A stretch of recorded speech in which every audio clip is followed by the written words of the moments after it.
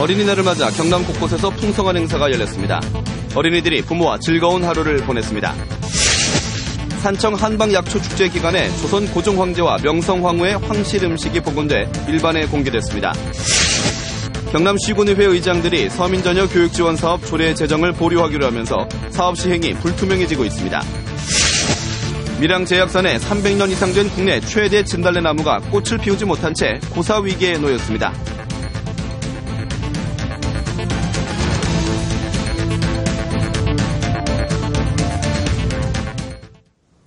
안녕하십니까. 이어서 경남 소식입니다.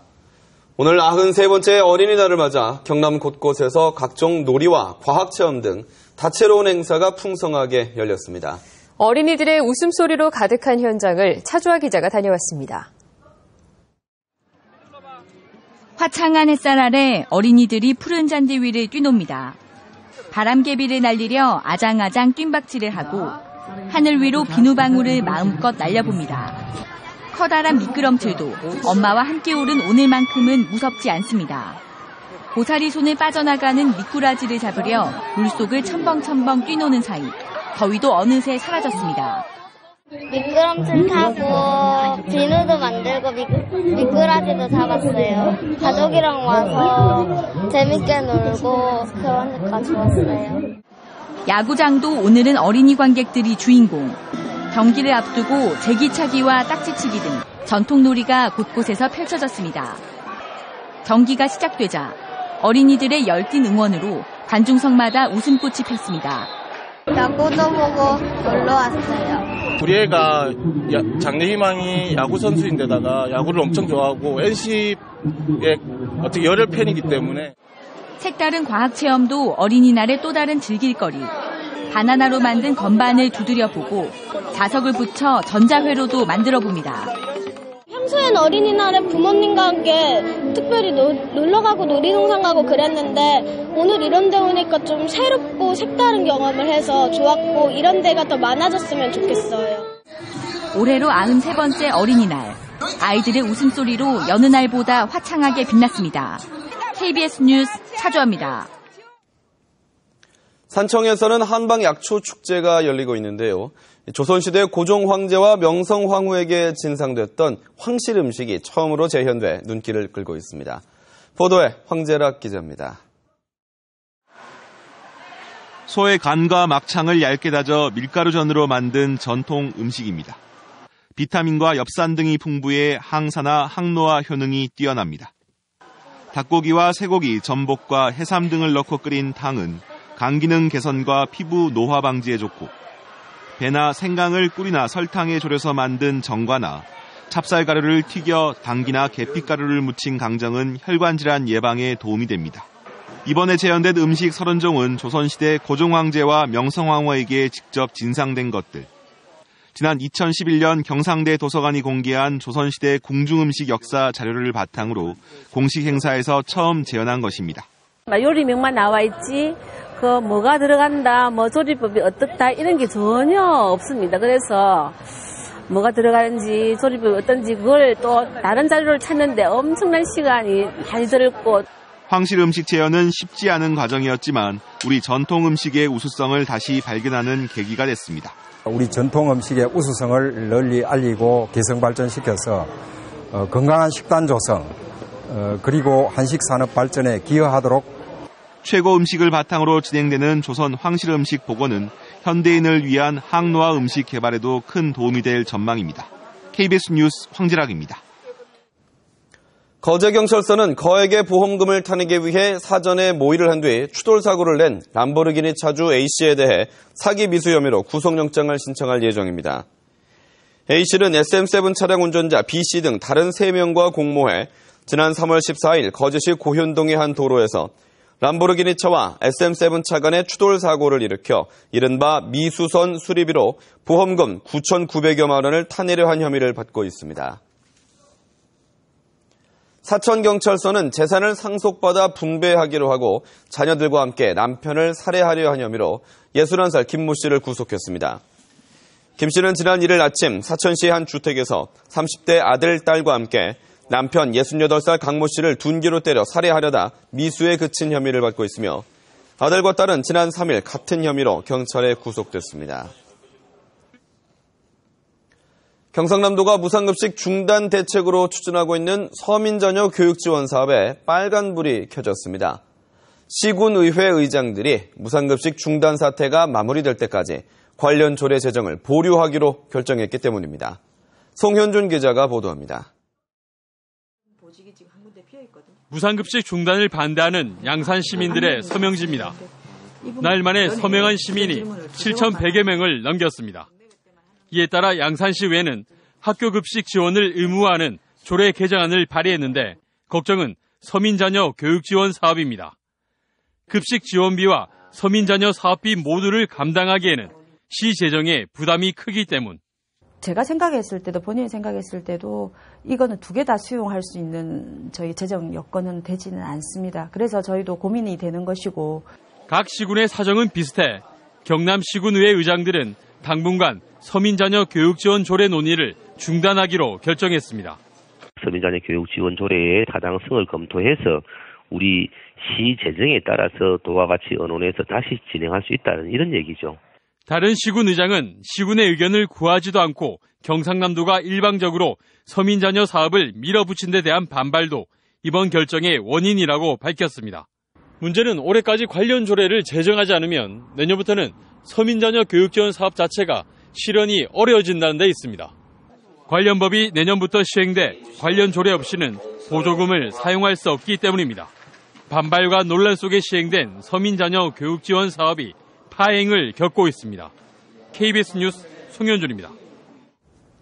창원의 새 야구장 건립 문제가 산 넘어 산입니다. 위치 문제가 해결되고 나니 이번에는 예산이 발목을 잡은 건데요. 경상남도가 건립 예산 200억 원을 지원할 수 없다고 밝혔기 때문입니다. 보도에 오종우 기자입니다. 창원시는 논란 끝에 지난해 9월 새 야구장을 마산 종합운동장에 건립하기로 했습니다. 이제 관건은 건립 예산하고 창원시는 전체 건립비 1,240억 원 가운데 시비 650억 원, 국비 290억 원, 도비 200억 원, NC다이노스 부담 100억 원으로 충당할 계획입니다. 창원시 계획대로라면 이곳에 세워질 새 야구장에서 2019년부터 프로야구 관람이 가능해집니다. 하지만 경상남도가 200억 원 지원이 어렵다는 입장을 밝혔습니다. 재정자력도 훨씬 좋기 때문에 창원시로서는 그만한 충분한 재정 여건이 능력이 되는 걸로 저희들은 또 이렇게 생각하고 있습니다. 창원시 사정으로 위치가 바뀌고 신축이 아닌 구장 개조로 변경되는 등 도비 지원 결정 때와 사정이 달라졌다는 겁니다. 창원시는 당장 공사에 차질이 없다며 경상남도를 계속 설득하겠다는 입장입니다. 내년부터 본격적으로 사업비가 이제 필요하고요. 그래서 도비 문제는 충분히 그 안에 협의해서 확보할 계획입니다. 새 야구장은 모두 22,000석 규모로 오는 8월 행정자치부의 심사를 통과하면 내년 6월쯤 공사에 들어갈 예정입니다. KBS 뉴스 오종우입니다. 밀양 제약산 사자평 일대에 군락을 이루고 있는 국내 최대 크기의 진달래 나무가 꽃을 피우지 못하고 있습니다. 2년 가까이 방치되면서 고사될 처지입니다. 김준원 기자가 그 현장을 다녀왔습니다. 연분홍 진달래꽃이 해발 1100m에 펼쳐진 넓은 들판을 물들였습니다.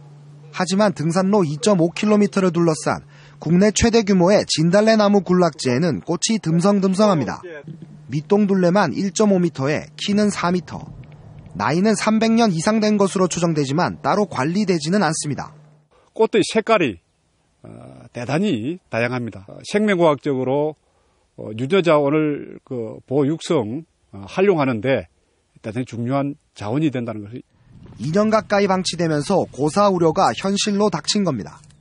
주변의 큰 나무들에게 둘러싸여 있어 햇볕과 영양분을 제대로 공급받지 못하기 때문에 이 진달래 나무는 꽃을 절반밖에 피우지 못했습니다.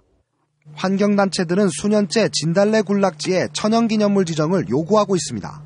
주변에 있는 그런 나무들을, 장애목들을 좀 감벌 작업을 해서라도 하루 좀 보존하는데 최대한 노력을 해야 된다고 생각합니다. 자치단체는 군락지 일부가 사유지라는 이유로 손을 놓고 있는 상황. 다 가버렸지. 이런 걸 할 때 보니까 아무래도 그래서 개방하든가 사업을 하든가 전혀 안 되는 거죠. 최근에야 문화재청이 천연기념물 지정을 위한 사전조사에 들어갔습니다. KBS 뉴스 김준원입니다.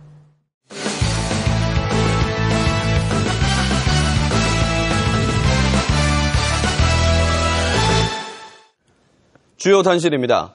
2조 원대 매출이 예상되는 항공기 정비, 항공 MRO 사업에 경남과 충북, 인천이 뛰어들었습니다. 경상남도와 사천시는 내일 국회의원회관에서 항공 MRO 산업 육성 전략 세미나를 엽니다. 충청북도는 청주시에 지난달 23일 국회의원 20명을 초청해 정치권의 지원을 요청했고, 인천시는 인천공항공사와 항공 MRO 사업 유치를 공동으로 추진하기로 했습니다. 국토교통부는 올해 말 항공 MRO 사업 대상지를 선정할 계획입니다. 현대 롯데 및 서울 메트로의 지하철 2호선 전동차 구매 입찰과 관련해 계약 등 후속 절차를 중지하라며 제기한 가처분 신청이 기각됐습니다.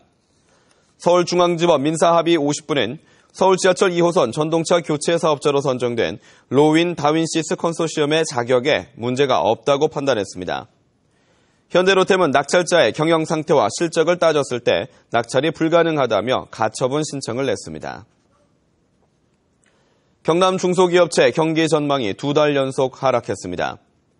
중소기업 중앙회 경남지역 본부가 중소업체 210곳을 대상으로 이달 업황 전망을 조사한 결과 전달보다 1.3포인트 떨어진 91.2로 나타났습니다. 중소기업 중앙회는 최근 엔저로 인한 수출 실적 악화로 전반적인 지수가 하락한 것으로 보고 있습니다. 경남 18개 시군의 자동차세 체납 규모가 1,700억 원이 넘는 것으로 추산됩니다. 경남 각 시군 자동차세 체납액은 창원시가 513억 원으로 가장 많고 김해시 427억 원, 양산시 197억 원, 진주시 160억 원 등으로 나타났습니다. 체납액이 가장 적은 곳은 남해군으로 6억 6천만 원입니다. 자치단체마다 자동차 관련 체납액은 전체 지방세나 지방세 세외 수입 체납액의 절반 가까이를 차지합니다. 한국관광공사는 5월 가볼 만한 곳으로 진해 중원로터리 주변을 그때 그 시절의 가족 나들이 공간 여행 코스로 선정했습니다. 경남 소식이었습니다.